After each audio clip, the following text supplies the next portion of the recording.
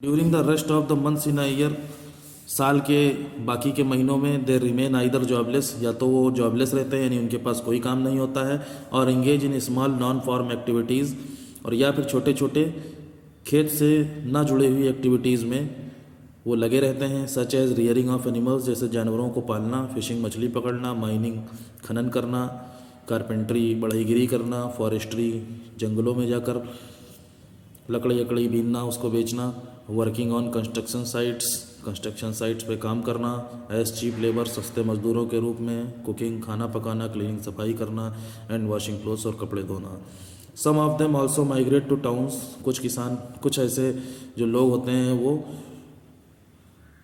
Towns और cities में भी चले जाते हैं, यानी कस्बों और शहर में भी माइग्रेट कर जाते हैं, प्रवास कर जाते हैं, चले जाते हैं, to work as local helpers, वहाँ पर लोग वो जो है स्थानीय मददगार के रूप में काम करते हैं। Many of the landless labourers are poor, ज़्यादातर लैंडलेस जो लेबरर्स होते हैं वो बहुत गरीब होते हैं, and have to toil hard, और उन्हें बहुत ज़्यादा कठिनाइयों का सामना करना पड़ता है, for even basic necessities life, अपनी मूल जो आवश्यकताएं, उनकी जो शुरुआती आवश्यकताएं हैं, ज़रूरतें हैं जीवन की, उनको भी पूरा करने के लिए बहुत ही कठिन परिश्रम करना पड़ता है, such as food and shelter, और वो स्टार्टिंग की जो ज़रूरत हैं वो क्या है, खाना और घर, ठीक है, यही उनको मैनेज करने में बहुत ज़्यादा कठिनाइयों का सामना करना पड़ता है। अब आ जाते हैं small farmers. Small farmers are the farmers who own small holdings of land. छोटे किसान वो किसान होते हैं जिनके पास अपनी स्मॉल होल्डिंग्स ऑफ लैंड यानी थोड़ी छोटी ज़मीनें होती हैं। They cultivate their land on their own, वो अपने आप ही अपनी ज़मीनों को कल्टिवेट करते हैं, उस पर खेती करते हैं, और with the help of other small farmers, या फिर दूसरे छोटे किसानों की मदद से अपनी लैंड की कल्टीवेशन करते हैं। They grow only a few types of crops, ये केवल कुछ ही किस्मों की फसलों को उगाते हैं, and get a very limited amount of harvest on their land, और अपनी ज़मीन पर उन्हें बहुत ही लिमिटेड अमाउंट ही कटाई करने को मिलती है, यानी बहुत ज़्यादा क्रॉप जो है नहीं काटते हैं वो लोग, ठीक है, लिमिटेड अमाउंट होती है फसल की कटाई जो होती है। These farmers are also often caught in a various cycle of डेब्ट, इस तरीके के जो किसान होते हैं वो अक्सर कर्जे में डूबे हुए होते हैं। Taken from traders and money lenders, ये कर्जा वो व्यापारियों से लेते हैं, या फिर मनी लेंडर्स यानी उधार देने वाले लोग, जो लोग होते हैं जो ब्याज पे पैसा देते हैं, उनके ये कर्जे के साइकिल में पकड़े हुए रहते हैं या फंसे रहते हैं। फर्स्ट दे बाई सीड्स, पहले तो वो बीज खरीदते हैं, फर्टिलाइजर्स खाद खरीदते हैं, पेस्टिसाइड्स यानी कीड़े मकोड़े मारने वाली दवाइयों को खरीदते हैं, ऑन लोन कर्जे पर लोकल ट्रेडर्स से। In order to settle this loan, इस कर्जे को पूरा करने के लिए they are forced to sell a large portion of their produce, उनकी प्रोड्यूस की गई यानी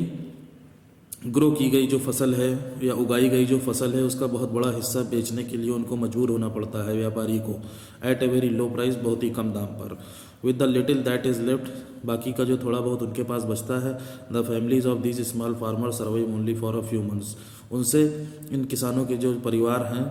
छोटे किसानों के जो परिवार हैं, वो कुछ ही महीनों के लिए उस अनाज से या जो भी खाना उनके पास जो भी फसल बचती है उससे सर्वाइव कर पाते हैं, यानी जीवन आगे का जी पाते हैं। As a result they turn to borrowing money from a money lenders, परिणाम स्वरूप या रिजल्ट क्या निकलता है कि उन्हें मनी लेंडर से पैसे उधार लेने पड़ते हैं। The situation becomes worse, condition उस समय और ज़्यादा खराब हो जाती है, व्हेन द क्रॉप्स फेल, जब फसल बर्बाद हो जाती है, ड्यू टू स्कैंटी रेनफॉल, कम बारिश होने की वजह से, और पेस्ट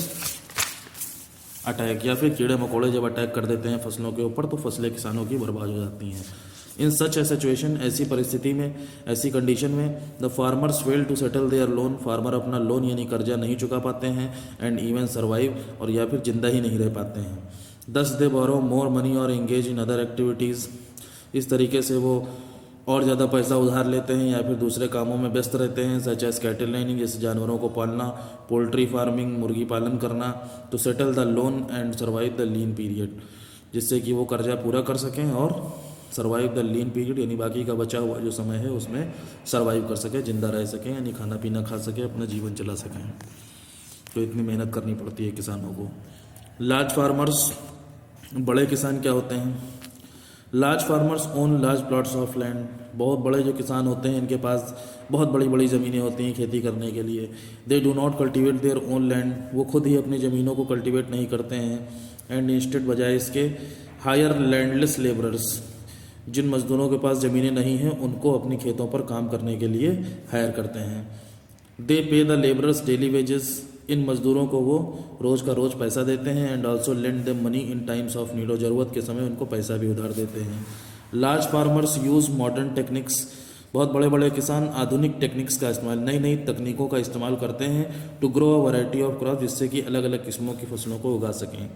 आफ्टर हार्वेस्टिंग, कटाई के बाद, they sell these crops at a high price, वो इन फसलों को बहुत ऊंचे दाम पर बेचते हैं। टू बाई इम्प्रूव्ड सीड, जिससे कि और ज़्यादा अच्छे बीजों को, खाद को और कीड़े मकोड़े मारने वाली दवाइयों को और खेती से जुड़े हुए इम्प्लीमेंट्स यानी औजारों को खरीद सकें। अपार्ट फ्रॉम लैंड्स, ज़मीन के अलावा, these farmers also own other businesses, इन किसानों के पास अपने दूसरे बिजनेस भी होते हैं, जैसे कि इनके पास मिल्स होती हैं, डेयरीज होती हैं, यानी कारखाने होते हैं, इनकी फैक्ट्रीज होती हैं, डेयरीज भी होती हैं। These businesses allow them to earn more money, इन बिजनेस की वजह से ये लोग और ज़्यादा पैसा कमा सकते हैं। And sustain large scale agriculture with ease, और बहुत बड़े पैमाने पर एग्रीकल्चर को ईज पे दे सकते हैं, यानी रेंट पे, किराए पर दे सकते हैं। ठीक है, इस तरीके से ये आपका चैप्टर हो गया। Thank you very much. Next on next term.